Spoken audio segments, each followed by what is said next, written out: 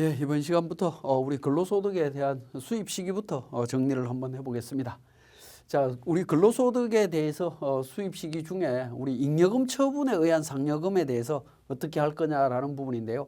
잉여금 처분은 이익잉여금 처분 계산서에서 처분되는 부분인데 여기에 대한 귀속 시기는 당해 법인의 잉여금 처분 결의일이 되겠습니다.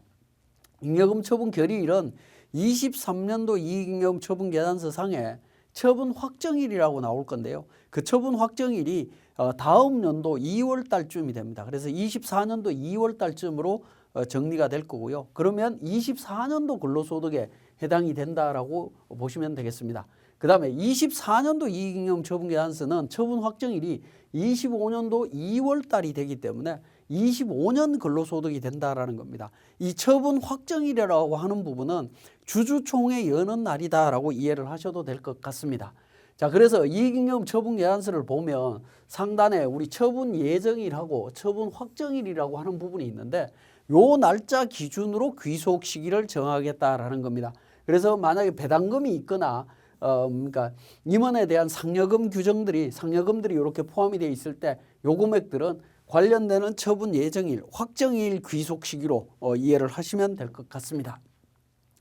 자, 부당해고 기간의 급여와 급여에 대한 부분하고 지연이자 상당액에 대한 원천징수 시기가 어떻게 되느냐라는 부분입니다.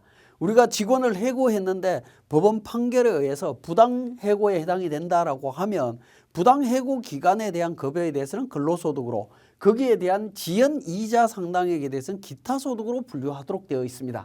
만약 예를 들어서 법원 판결이 24년 10월 10일 날 판결이 나왔고요.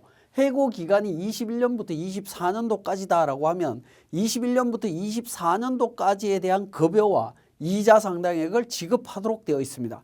그래서 그 금액을 11월 20날 이렇게 지급했다라고 하면 원천징수 어떻게 할 거냐라는 건데 근로소득에 대한 부분은 판결일의 다음 달 말일까지이기 때문에 판결이 10월 달이었으니까 11월 말까지 원천세 신고하도록 되어 있습니다. 그런데 지연이자에 대해서는 실제 지급한 날 기준으로 11월 20날 지급했기 때문에 11월 20날에 원천징수하도록 되어 있다라는 겁니다. 그래서 부당해고에 걸렸을 때 급여와 지연이자에 대한 부분 구분하셔야 되겠고 이 부당해고에 대한 급여는 21년부터 24년도까지니까 매 과세 연도에 해당되는 금액에 대해서 별도로 신고를 구분해서 정리해야 된다라는 겁니다. 자, 근로소득의 지급 시기와 원천징수에 대한 부분입니다. 자, 매월분 근로소득과 일용근로소득은 근로소득을 지급할 때 원천징수합니다. 그런데 만약에 지급할 때 하는 건데 지급 시기를 무한정 늦추면 어떻게 될 거냐 하는 부분인데요. 원천징수 시기 특례라고 하는 제도가 있습니다. 1월부터 11월까지의 근로소득을 12월까지 지급하지 않으면 12월 달 지급한 걸로 보고 원천징수하도록 되어 있고요. 12월분 근로소득을 다음 연도 2월 말까지 지급하지 않으면 2월 말일까지 지급한 걸로 보고 원천징수하도록 되어 있습니다. 그래서 무한정 늦어졌을 때 원천징수 시기 특례가 적용된다라는 사실 좀 기억을 해주시면 좋을 것 같습니다. 자, 일용근로소득에 대한 부분 정리를 해보겠습니다. 자, 일용근로소득은 근로를 제공한 날 또는 시간에 따라 근로 대가를 계산하거나 근로 성과에 따라 급여를 계산하여 받는 자를 말하는데 세 가지가 있습니다. 세 가지가 있는데 저는 두 가지만 설명을 드리겠습니다.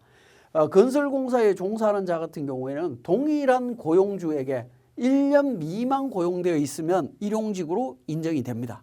그 외의 업무에 종사하는 경우에는 근로계약에 따라 동일한 고용주에게 3월 이상 계속하여 고용되어 있지 아니한 경우에 일용근로로 본다라는 거죠. 그래서 1년 미만, 3개월 미만이라고 이야기를 합니다. 자, 일용근로자의 범위를 적용할 때 3월, 1년이라고 할 때 이 기간을 어떻게 계산할 거냐라는 건데 여기에 의해서 계산합니다. 즉 달력 기준으로 계산하도록 되어 있다라는 겁니다. 자, 그리고 근로계약상 근로 제공에 대한 시간이나 일수나 그 성과에 의하지 않고 월정액으로 해서 지급되는 경우에는 일용근로자로 보지 않습니다. 자, 어떤 경우가 있을 수 있냐면 우리 신입사원 입사하면 채용하면 수습기간 3개월 두는 경우가 있는데요. 그 수습기간 3개월 동안을 일용직으로 신고하시는 분들인데 그 부분은 잘못됐다라는 의미입니다.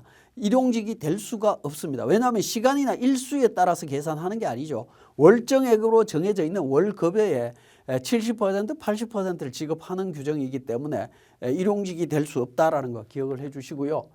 자, 건설 일용 근로자의 범위 판정할 때 1년 기준에 대한 부분입니다.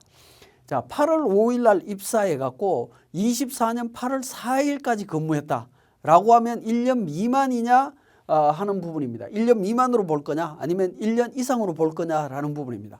얼핏 보면 1년 이상으로 보이긴 하는데 세법에서 기간을 계산할 때는 초일 불산입의 원칙이 있습니다. 그리고 말일은 산입하도록 돼 있죠. 그러니까 초일 불산입이니까 8월 5일은 빼고 8월 6일부터 계산되기 때문에 하루가 부족해서 1년 미만으로 본다라는 겁니다. 자, 원래 근로자가 반드시 월 평균 25일 이상 근무해야만이 근로기준법상 퇴직금 지급에 전제가 되는 근로자의 상근성이나 계속성, 종속성 요건이 충족되는 건 아니다라는 겁니다. 자, 그건 아니고 최소한 1개월의 짧은 기간이라 하더라도 계속해서 근무했다라고 하면 상근성, 계속성, 종속성 요건이 충족되기 때문에 근로자에 해당이 된다라고 보시면 될 것 같습니다. 자, 그래서 근무 기간이 3개월 미만이냐 3개월 초과냐에 대한 부분을 판단하는 부분인데, 자, 근무 기간이 월별로 불규칙적이다라는 거죠. 2월 달에 2월 20일부터 20, 21, 25일에서 3일 근무를 했습니다. 그리고 4월 달에 5일 근무했는데 12일 날 근무 기간이 끝났습니다. 그러면 2월 달부터 4월 달까지 기간을 계산하면 3개월 미만이죠. 그래서 일용 근로자에 해당이 됩니다. 그런데 그러고 난 다음에 근무가 끝났으면 괜찮은데 5월 달에 또 근무를 시작을 했네요. 그래서 5월 20날까지 근무를 했습니다. 그러면 2월 달 2월 20일부터 5월 20일까지는 3개월을 초과했죠. 그럼 초과된 시점부터는 일용 근로자가 될 수가 없다라는 겁니다. 자, 그다음에 2월 달에 근무를 3일을 했습니다. 똑같이. 근데 3월 달에 근무 안 하고요. 4월 달, 5월 달 근무하고 6월 달에 근무 안 했어요. 이런 경우에 연속해서 3개월이 안 되기 때문에 2월 달, 4월 달, 5월 달 모두 일용으로 처리가 될 수 있다라는 겁니다. 자, 이 부분도 잘 구분을 하셔갖고 일용직 적용에, 기간 적용에 착오가 없도록 정리를 하시면 되겠습니다. 자, 일용 근로소득에 대한 원천징수세액 계산은 일용 근로소득에서 비과세 소득, 근로소득 공제 부분을 차감해서 6% 적용하면 산출세액이 나옵니다. 이때 근로소득 공제는 1일 15만 원까지 공제가 되도록 되어 있고요. 자, 산출세액에서 55%를 세액공제해 줍니다. 우리 근로소득 세액공제하고 똑같은 건데 55%를 빼줍니다. 그러고 나면 이제 원천징수세액이 나온다라는 거죠. 이렇게 원천징수하도록 되어 있습니다. 자, 그러면 홍길동이가 일당 18만 7천 원을 2일 근로 이틀 일하고 37만 4천 원을 돈을 받는다라는 겁니다.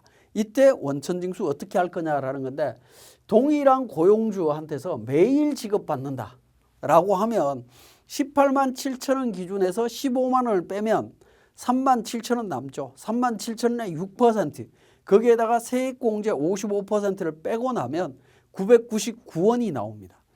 999원은 소액부 징수에 해당이 되기 때문에 1,000원 미만일 때는 원천징수를 하지 않습니다. 그래서 18만 7천 원 그대로 지급하시면 된다라는 겁니다. 둘째 날도 마찬가지 개념이다라는 겁니다. 그런데 홍길동이가 동일한 고용주한테서 일괄 지급한다, 이틀치를 한꺼번에 받았다라는 겁니다. 그러면 세액 계산은 하루치 하루치에서 따로따로 계산합니다. 999원, 999원 이렇게 계산되는데 전체 이틀치 세금은 어떻게 되죠? 1998원이 됩니다. 그죠? 1,000원이 초과되죠. 소액부 징수에서 제외된다라는 겁니다. 자, 그렇게 적용이 될 수가 있고요. 그 다음에 고용주가 서로 다르다라는 겁니다. A, B한테서 받는데 오전에 일을 하고 돈을 받았는데 세금이 500원 나왔어요. 소액부 징수로서 세금 원천징수하지 않습니다. 마찬가지로 B한테서 또 일을 하고 돈을 받았는데 세액이 600원 나옵니다. 자, 소액부 징수 어떻게 판단할 거냐라는 건데 사업장별로 따로 판단합니다. 사업장별로 판단합니다. 그러니까 고용인별로 판단한다라고 보시면 돼요. 그게 아니면 오후에 근무한 사람은 오전 근무 때 발생됐던 세금까지 합치면 1,000원이 넘기 때문에 원천 징수해야 되는 문제가 생기지만 실질적으로 이거는 실무적으로는 이렇게 할 수가 없어요. 그죠? 현실적으로 불가능한 거죠. 왜냐하면 오후에 근무하고 월급 줄 때 오전에 뭔 일을 했는지를 확인을 해야 되는데 그건 불가능한 일입니다. 그래서 적용할 수가 없다라고 보시면 돼요. 그래서 각각 판단해서 처리하시면 됩니다. 소액부 징수에서.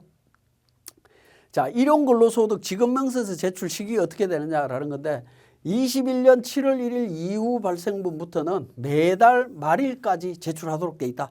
매달 말일까지 제출합니다. 자, 일용근로소득의 지급 시기별 지급명세서 제출 기한 사례를 보면 7월 귀속분을 7월에 지급하면 8월 말까지, 지급한 달에 다음 달 말일까지니까 8월 말까지, 7월분을 8월 달에 지급하면 9월 말까지, 12월분을 12월 달에 지급하면 다음 연도 1월 말까지, 여기까지는 전혀 문제가 없습니다. 지급일에 다음 달 말일까지니까요. 자, 12월분을 다음 연도 1월 달에 지급하면 1월 달 다음 달인 2월 말까지 제출하면 될 것 같은데 그게 아니고 다음 연도 1월 말까지입니다. 12월분을 다음 연도 2월 달에 지급하면 다음 연도 3월 달까지가 아니라 무조건 1월 말까지입니다.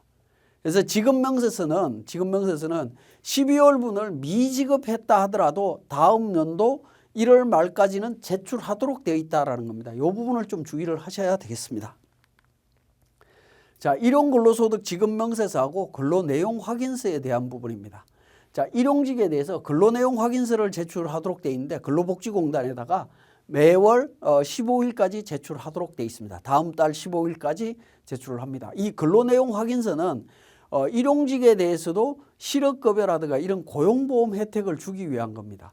근데 고용보험이나 산재보험에 이렇게 가입을 하려고 하면 입사와 퇴사에 대한 부분을 개별적으로 다 관리를 해줘야 돼요. 근데 일용직은 입사와 퇴사가 빈번하게 발생이 되기 때문에 그걸 일일이 다 하기가 어렵다라는 거죠. 그래서 근로내용 확인서라고 하는 양식 한 장에 입사, 퇴사를 동시에 기록해서 제출하도록 되어 있습니다. 그래서 한 달에 한 번만 제출하면 되도록 되어 있습니다. 자, 미제출하면 과태료가 나온다라는 거고요. 제출했을 때 일용직 지급명세서 제출을 안 해도 됩니다. 국세청 홈택스에 제출 안 해도 된다라는 겁니다. 그런데 이건 제출 안 해도 되는데 이걸 실질적으로 제출 안 하면 내부적으로 관리하는 데 문제가 생깁니다. 복잡해집니다. 내가 제출을 했는지 안 했는지 사후 관리가 어려워진다라는 거죠. 그렇기 때문에 근로내용 확인서를 제출했다 하더라도 지급명세서는 제출하는 게 바람직하다라고 보여집니다. 그리고 공단에 제출하는 거하고 국세청에 제출하는 거 금액을 반드시 좀 일치시킬 필요가 있습니다. 자, 일용근로소득과 연말정산에 대한 부분이 되겠습니다. 자, 일용근로소득은 원래 분리과세 소득이기 때문에 연말정산을 하지 않습니다. 자, 건설업을 기준으로 예를 한번 들어드리면 23년 10월 1일 날 입사한 홍길동이가 건설업이다. 그러면 일용직으로 들어왔다면 1년 동안은 일용직으로 볼 수 있는 거죠. 그래서 쭉 1년 동안 9월 30일까지 일용으로 원천징수를 했었습니다. 그리고 9월 30날 관둬버리면 문제가 없겠지만 그렇지 않고 24년도 10월 1일부터 계속 또 근무를 하고 있네요. 이런 경우에는 일반급여자로 바뀌어버립니다. 그러면 10월 달부터 일반급여자 기준으로 원천징수를 하게 되고 진행이 됩니다. 이 경우에 25년 2월 달에 연말정산 어떻게 할 거냐라는 겁니다. 일용직 때 발생됐던 것까지 포함해서 할 거냐 아니냐라는 문제인데요. 보시면 24년도에 일용으로 돼 있고 9월달, 10월달부터 일반으로 바뀌었다라는 겁니다. 그럼 연말정산 어떻게 하느냐? 원칙은 일용은 신경 안 써도 됩니다. 그렇지만 같은 연도에 들어올 때는 전부 포함해서 하도록 되어 있습니다. 연말정산 대상 근로소득으로 해서 1월 1일부터 12월 31일까지 전부 다 하도록 되어 있습니다. 이게 기본 통칙에 가면 모든 근로소득에 대해서 하도록 되어 있고 3월 10일까지 지급명세서 제출해야 됩니다. 연말정산하고 나면 3월 10일까지 제출하시면 됩니다. 자, 3월 10일까지 제출하시는데 3월 10일까지 제출할 때는 1월 1일부터 12월 31일까지 연말정산 대상소득에 대해서 전부 제출하는 거죠. 그러면 어떻게 되죠? 일용직은 매달 지급명세서 한 번씩 냈고요. 그죠? 그러면 9개월치가 이중으로 제출되는 문제가 생깁니다. 그렇기 때문에 일용과 관련되는 지급명세서 제출된 거는 취소 처리를 하셔야 됩니다. 자, 그렇게 정리를 하시면 되겠고, 여기서 이제 주의하실 건 뭐냐면 1월 1일부터 12월 31일까지 연속되는 경우에만 합쳐서 연말정산을 합니다. 연속되는 경우에만. 만약에 예를 들어서 1월 1일부터 8월 20일까지 근무하고 9월 15일 날 다시 근무 시작한다.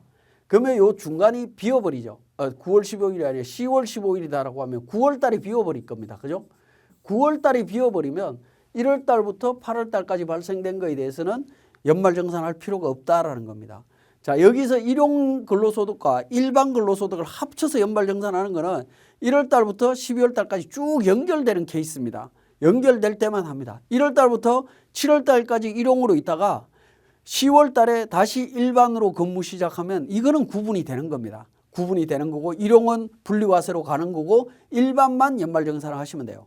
근데 일용에서 쭉 연결해서 진행이 되게 되면 1월 1일부터 12월 31일까지 전체를 기준으로 한다라는 거 기억을 해 주시면 되겠습니다. 자, 질문과 답변 사례에 대한 부분이 되겠습니다. 국외 건설 현장에 영업 업무, 인사 노무 업무 뭐 이런 부대 업무와 관련되는 부분에 대해서도 비과세가 되느냐라는 건데 비과세 됩니다.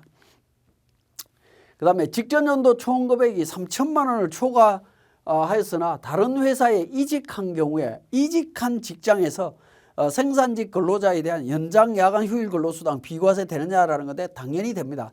요 생산직 근로수당에 대한 부분 조건이 직종 조건이 있었고 월정액 급여 그 다음에 총급여 기준이 있죠. 총급여 기준을 꼭 우리 회사에서만 받아야 되는 건 아니다라는 겁니다.